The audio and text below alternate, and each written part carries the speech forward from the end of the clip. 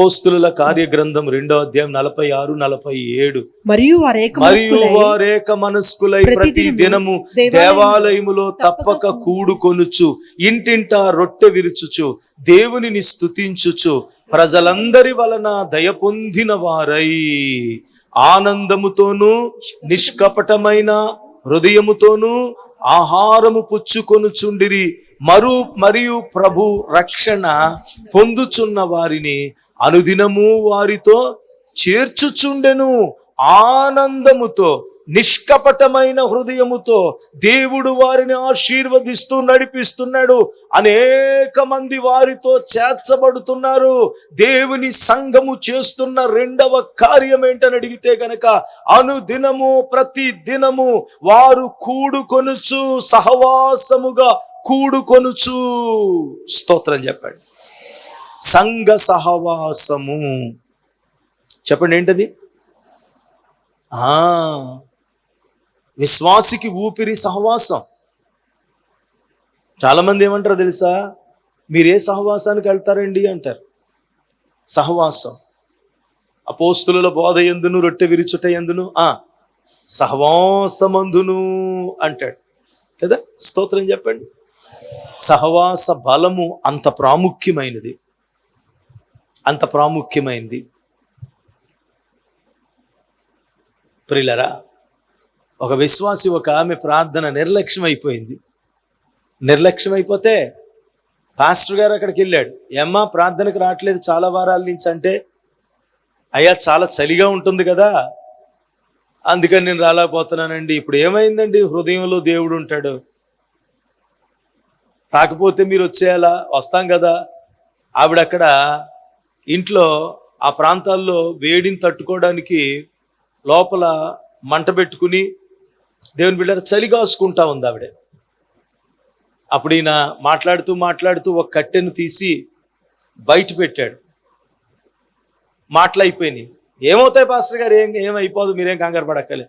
అమ్మ అక్కడ మండుతున్నటువంటి ఆ పొదలో లేక ఆ కట్టెల్లో నుంచి నేను కట్టెను తీసి బయట పెట్టాను కదా. అవును, ఇందా తీసి పెట్టారు కదా, ఏమైంది అది అన్నారు. ఆరిపోయిందండి. మళ్ళీ అందులో పెట్టు, మండుతుందండి. దేవుని యొక్క సహవాసము కూడా అంతే. స్తోత్రం చెల్లించండి. సహవాసములో నుంచి ఎప్పుడైతే మనం ఒక వారము పక్కకి వెళ్తామో ఆ వారం పిల్లను పెట్టి రెండో వారానికి తీసుకెళ్తారు.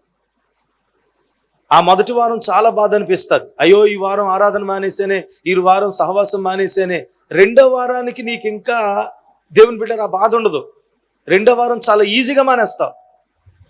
ఇక తర్వాత మానేశాననే బాధ కూడా నీలో రాదు. ఎందుకో తెలుసా?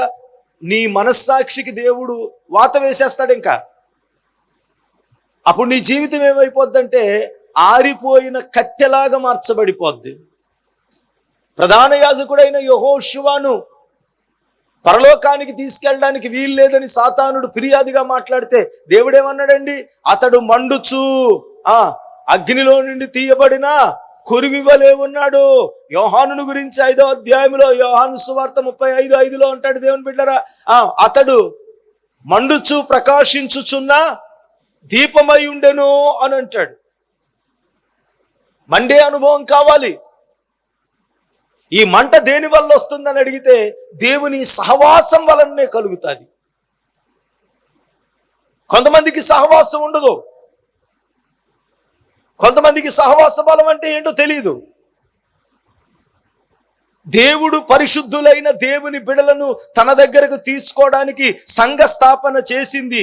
దేవుని యొక్క ప్రణాళికలో ఈ సంఘం అంతా కూడా, ఈ మందిరం అంతా కూడా, ఈ బలిపీఠం, ఈ పాడేవారు, ఈ ప్రార్థన, ఇక్కడ ప్రభు శరీర రక్తాలు, మందిరములో నువ్వేది చూస్తున్నావో తన దాసుడు, పాటలు, ఆత్మ, వాక్యము అన్ని పరలోక నమూనా. ఏది సొంతంగా ఏ మిషన్ వారు గాని ఏ దైవజనుడి యొక్క ఊహలో నుంచి పుట్టినవి కాదు. ఇది సహవాసాన్ని ఏర్పరిచింది ఎవరు? దేవుడే. మొదట ఆయన ఎవరితో సహవాసం చేసేవాడు? మొట్టమొదట భూమి మీద ఏకైక మానవుడు ఆయన దేవుడై ఉండి పరలోకం విడిచిపెట్టి నరలోకానికి వచ్చి ఆదాముతో ముచ్చటించేవాడు. ఆ సంభాషణ ఆయనకి ఎంత ఇష్టమైపోయిందో, ఆ సంభాషణ ఎంత ఇష్టమైపోయిందో. కొందరు మానుకుంటున్నట్లుగా సహవాసముగా కూడుకొనుట మానకండి.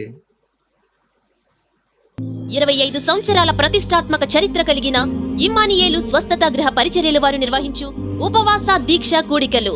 తేదీలు 2025 సెప్టెంబర్ 29, 30 మరియు అక్టోబర్ 1, 2 అనగా సోమ, మంగళ, బుధ, గురువారములు. సమయము ఉదయం 10 గంటలకు, తిరిగి సాయంత్రం 7 గంటలకు. స్థలము ఇమ్మానియేలు స్వస్థత గృహ పరిచర్యలు, కుంచనపల్లి. దైవ వర్తమానికులు బిషప్ దేవదాసు గారు భీమవరం, మాస్టర్ వినయ్ మాథ్యూస్ గారు హైదరాబాద్, బిషప్ స్టీవెన్ గారు విశాఖపట్నం, ఎల్కే మృత్యుంజయ్ గారు హైదరాబాద్, కె జాన్ మంగాచార్యులు గారు పెదలంక, జె రాజేష్ కమల్ గారు విజయవాడ. సువార్త గాయకులు బ్రదర్ ప్రభుభూషణ్ గారు విజయవాడ, బ్రదర్ జాషువా గరికి గారు ఏలూరు, బ్రదర్ నజరేష్ గారు వైజాగ్. ఆఖరి రోజు అనగా గురువారం బాప్తిస్మములు, బల్లారాధన, ప్రేమ విందు జరుగును. మిమ్మును ప్రేమతో ఆహ్వానించువారు డాక్టర్ బి రవికుమార్ గారు, సిస్టర్ అరుణ రవికుమార్ గారు.